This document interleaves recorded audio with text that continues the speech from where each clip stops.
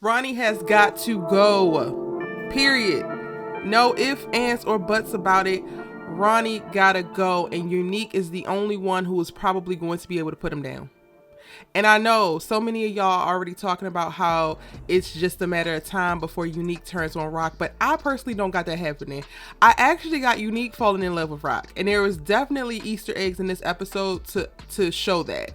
To show that it's not going to be a very easy decision for them to cut ties, even though Ronnie is becoming more and more menacing by the episodes. I thought it was a brilliant choice for the creatives to have this episode open up with Ronnie going ahead and taking care of unfinished business to that little bouncer who disrespected him at the front door, talking about his clothes. This is that man's style. So he ain't all flashy like Unique and all the rest of you wannabes. He's about that action, about that business. But we're not going to do too much on Ronnie, because Ronnie, again, like I said, is going to be a problem.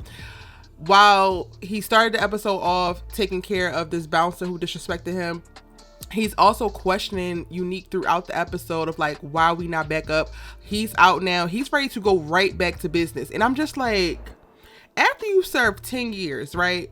Why is it that most of the convicts come out ready to just jump back into what they were doing that got them put in prison to begin with? Like, sir, can you eat your Honey Nut Cheerios? Can you continue to press these little ass shirts that you keep wearing? Clean your glasses, watch your television, and shut the hell up? Could you do that for me, please? You come in here trying to meddle after freaking RAQ, Unique. Everybody made it out by the skin of their chinny chin chins not too long ago from this Italian attack, and you're talking about some why we ain't moving, why we ain't back up, why I ain't owning all these corners in these streets. Sir, some things takes time. You got to also trust your brother that you put in charge. But you know, the big brother, little brother dynamic is definitely playing out here. Unique is moving with a certain level of respect and reverence for his big brother. His big brother put him in place, put him at the top of the organization before he went into prison. So I do feel like he feels like he has a little bit of like, I owe you, or I owe all of this to you. But again, it has been 10 years. Unique has carved a path on his own prior to RAQ deciding to go full, flooring it with ramping up in the streets and changing the game. Unique was holding his own with his crew, with his corners, with everything. And yes, he's in a very different situation than he was when you left him in charge. However, that don't mean that he hasn't learned, he hasn't grown, and he ain't a bigger boss than ever before. I don't know, but that just could be me, because I'm also very much so here for Unique and RAQ. Is that name Reek? What's their couple name, y'all? Y'all gotta tell me in the comment section down below. But back to my original point, Ronnie gotta go, and I think that Unique is going to be the one to put him down. He has to be the one to put him down, because in addition to Ronnie setting his sights on RAQ and trying to annihilate RAQ, he literally says while they're in the gym midway through this episode how he should have killed RAQ way back when. Too late, because Unique is already in love with this lady. Like, and her, sir, how are you gonna get out of your current relationship with your baby mama who's living with you? Like, Unique, I know that you're working a plan, but you're gonna have to work a little bit faster. So in addition to Ronnie having beef and trying to take out RAQ, so if Unique don't do nothing else, he's going to need to confront Ronnie specifically about RAQ.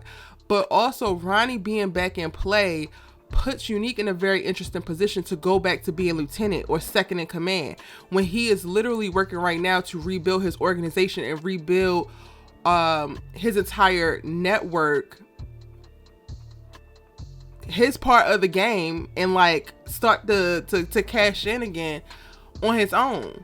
Like, Ronnie, you want some streets so bad, go ahead and take them. With what product? Like, you have no connect, you have no, like, I just don't understand. Like, I get the big brother thought that things were one way, you go away, and for a lot of people who go to prison, it's basically like you're pressing pause on the outside, right? So they come home and they're still operating like how they would have operated before they went in, but it's like the world has changed, circumstances has changed. So I totally get that becomes a thing, but like, Ronnie is not doing nothing but offering up a bunch of fucking criticism and now attacking people. Again, he took care of the bouncer. His eyes are set on RAQ, especially at the end of the episode when we get to see him follow Unique over to RAQ's house. You already know that Ronnie has no respect for any of Unique's women. Anybody that Unique is putting at a certain position or holds a particular title doesn't mean nothing. You saw how he treated the baby mama, and the baby mama actually got your groceries. Like, why are you so disrespectful, Ronnie? Why are you so rude? Again, Ronnie's ass gotta go. Poindexter gangster gotta go. Point blank, period. Let me know in the comment section if you agree with me that Ronnie gotta go. Now, how Unique does it is going to be very interesting, because for all intents and purposes, RAQ is definitely out of the game. In this episode, we get to see her figure out what she's going to do next with all the money that she had already made. And I'm like, oh, this helps me further believe that she is truly out, because she's sitting on a gold mine and don't know how to wash it. I was worried that a lot of that money had disappeared or got eaten by rats or like a bunch of other things. So like, girl, you out, but then you also don't have no other way to make money. Oh no, she has plenty of money. She has no place to put it. She has no way to clean it until, you know, she's gonna go ahead and buy the barbershop. I mean, not the barbershop, the hair salon, as well as like all of the other businesses or the torn down, distressed properties near the beauty salon. Cool. So RAQ is out, which means that Unique should not have any competition and become completely fine. So y'all not competing. Y'all can actually be in a relationship. Unique, you gotta take care of your brother. But if you're getting in business with the Italians who are very much so racist, they might be able to work with you so that you can, you know, work towards a common ends to a means to an end. Cool. But now that Stefano is on the radar of the FBI and he has snatched his ass up, he is not going to hesitate to offer up another fish. And honestly, it makes so much sense how, like, one thing, yes, Unique is charming AF. Listen here, Joey Badass. Listen. Okay, stay focused, Erica. Unique is charming as, and yes, he has a certain confidence and weight about him that is very endearing and makes you want to be a part. But I didn't trust it when Stefano was like, okay, well, I just got to introduce you to this, introduce you to that. Even the Chinese man, the Asian man, not Chinese, because he's very clear that he's not Chinese. The Asian man talking about, oh, I respect this black guy. I like this black guy. Everybody along this path on this totem pole will offer up Unique first when the feds come a knocking. So that's, for me, a clear sign of why they let you in, why they gonna set you up. Even like Unique having to build out the operation outside of through the Chinese food place, absolutely the hell not. And it's like no negotiation, no. This feels like a setup. Unique got problems afoot brewing for sure, because between his brother wreaking havoc on his relationship in his home, his outside relationship, and or business dealings, and then ultimately wanting to take over the business. So basically, Unique is working to get everything back up just so Ronnie can come and sit his ass on the throne. Again, Ronnie's ass gotta go. Now, while that is all happening, Kanan is setting up his own network and his own getting started. And then trying to intimidate Famous while he at it. Y'all, I think that we have the beginning of the end of Kanan and Famous, and it started with this episode. Kanan talking about how he was gonna beat the shit out of Famous if he ever took more money from his mother or let his mother in their house. And it's like, this is Famous's house. The beginning of the end. And while I'm like, oh, that's sad for Famous, I feel like this is also the start of where we're gonna see the road that leads to Tommy and Ghost. Wouldn't it be interesting if Kanan meets Tommy and Ghost, because you know they need more, or Kanan needs more couriers, and we get to see that because the business literally blows up. He puts everything into play. He gets his connect. He didn't barter the deal with old boy with the couriers, then explain to them what it's going to be, what areas they got. They start, and then all of a sudden it's a ridiculous ass demand that they can't even meet. So I feel like this is the warm up to when they go find more couriers, when they expand into Manhattan and yada yada. This could be where Tommy and Ghost come into play. But at some point, as this business is growing, because Famous has said that he don't want to sell drugs, he's not about this life. Famous is literally on a slow crawl to fiend life, and it's literally being rolled out for us as each episode goes on. Kanan is going to have to kill Famous, and I think that that's going to be his next kill. I know, I feel like I'm jumping ahead of myself, but I don't know. I'm like, looking at certain things and seeing like 6-7 episodes down the line, even next season, based off of some of the things that they're putting down in this episode.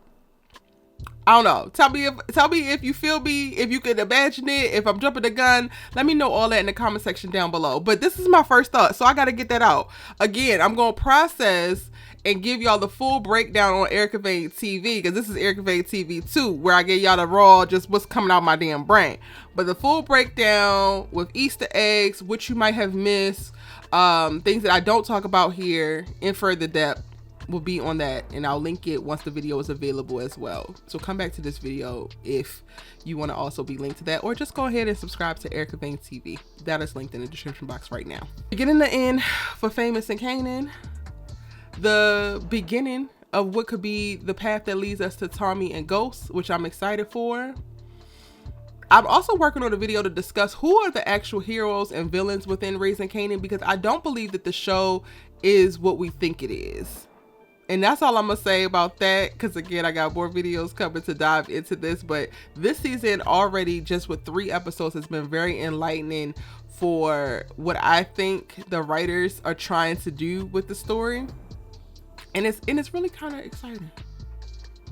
I'm here for the RAQ that's out of the game, that's trying to make other moves, that's getting certain itches scratched, but also trying to look out for Kanan. I think I'm annoyed. Well, I'm already annoyed with Kanan. I've already told y'all this. But like, this business idea sounds like it's great, and it's a good tool for Kanan to find independence and to really stake his claim and make his mark within the game. Cool. But he's picking the worst time to do it. The feds are all over their entire area. Every single crime family has eyes on them, and you want to start up a weed enterprise out of this goofy ass apartment that Famous and strung, like, pulled together and can barely hold on to. So in addition to the feds watching, Ronnie's watching, there's Burke's, investigation that's still going, because she's turned up dead to be a loose, to tie up a loose end. It's like, Kanan, you could not pick the more like opportune time to shut up. And I feel like that's all he does. For the first like few years of his criminal life, Kanan is literally nothing but a fuck up. And while this episode had a really great tone to it, it gave his boss vibes. It gave him stepping into the Kanan that we start to see, or we got to know within the original series Power. I still cannot look at Kanan knowing all that we know, some of which he doesn't know, and just be like, yo, you are literally fucking up. And I'm gonna leave it there. Let me know what your first thoughts, your initial reactions for the episode was. It was definitely another fire one. Hit the subscribe button if you don't want to miss out on any of the first reactions and thoughts that I have from the new Powerbook 3 Raising Kanan episodes each week. Subscribe here, as well as my main channel, for everything that you need to know when it comes to the Power universe as a whole. I'm your good sis, you love to talk TV with. I got you, and I'm seeing you in the next one.